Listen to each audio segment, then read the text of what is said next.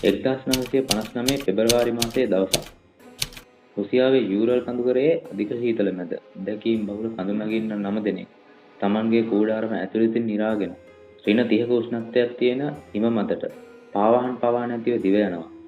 ඔවුන් කොච්චර බයටපත් වෙලා හිටියද කියනවනම් Tamanගේ ඇඳුම් පවා ඇඳ ගන්න උන්ට වෙලාවක් තිබුණේ. සති කිහිපයකට පස්සේ ඔවුන්ගේ සිරුරු හමු වෙද්දී මුළු ලෝකෙම මවිත වුණා. අද අඳුරු අඩවිය තුලින් අපි සොයා යන්නේ දශක 7ක් තිස්සේ විසඳගත නොහැකි වූ ඩයටලෝපාස් අභිරහසයි.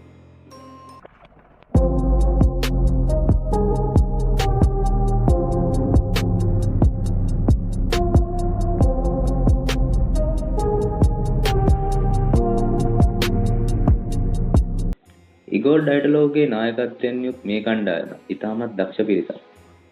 ඔවුන් ගියේ මලවුන්ගේ කන්ද කියලා හඳුන්වන ප්‍රදේශයකට.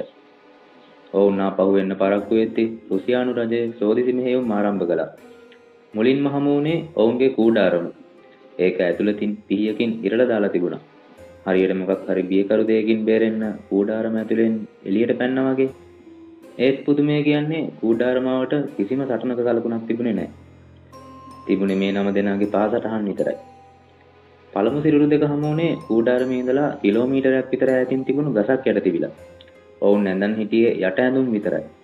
තවත් මාස කිහිපයකට පස්සේ ඉතුරු සිරුරු දෙක හමු වුණා. මෙන්න මෙතනදී තමයි අභිරහස තවත් බියකරු වුණේ. සමහරුන්ගේ හිස් කබල් කුඩු වෙලා තිබුණා. තවත් අයගේ පපුවේ අස්ථි සම්පූර්ණයෙන්ම බිඳී ගියේ. පරීක්ෂකයන් කිව්වේ මේ වගේ තුවාලයක් වෙන්න නම් අධික පීඩනයක් තියෙන දෙයකින් පහර දෙන්න ඕනි කියලා. වඩාත්ම අමුතු දෙයක්. එක් තරුණියකගේ දිව සහ ඇස් අතුරුදහන් වෙලා තිබීම සහ ඔවුන්ගේ ඇඳුම් වල අධික විකිරණශීලීතාවයක් සටහන් වී තිබීමයි. මේකට හේතුව මොකක්ද? මේ පිළිබඳ මත කිහිපයක් තියෙනවා. අංක 1 හිම කඩා වැටීම. හැබැයි කූඩාරම තිබුණු තැන එහෙම වෙන්න ඉඩක් නැහැ. දෙවෙනි මතය සෝවියට් රජයේ රහස් ආයුධ පරීක්ෂණයට ඔවුන් මැදි වෙලා. විකිරණශීලීතාවය හමු වීම මේකට සාක්ෂියක්. තුන්වෙනි මතය අද්භූත සත්වයක් හෝ පිටසක්වල ජීවීන්ගේ පැමිණීම. අදටත් රුසියානු රජය මේ ගැන නිශ්චිත පිළිතුරක් දීලා නැහැ. එදා ඒ සීතල කඳු මුදුනේ ඔවුන් දැක්කේ මොනවාද? ඒ රහස ඔවුන් එක්කම වැලිලා ගියා. ඔබ හිතන්නේ මේ මරණ වලට හේතුව මොකක් වෙන්නේ නැතිද? ඔබේ අදහස කමෙන්ට් කරන්න. මේ වගේ තවත් කතා බලන්න අපිව subscribe කරන්න අමතක කරන්න එපා. මම අඳුරු අඩවිය.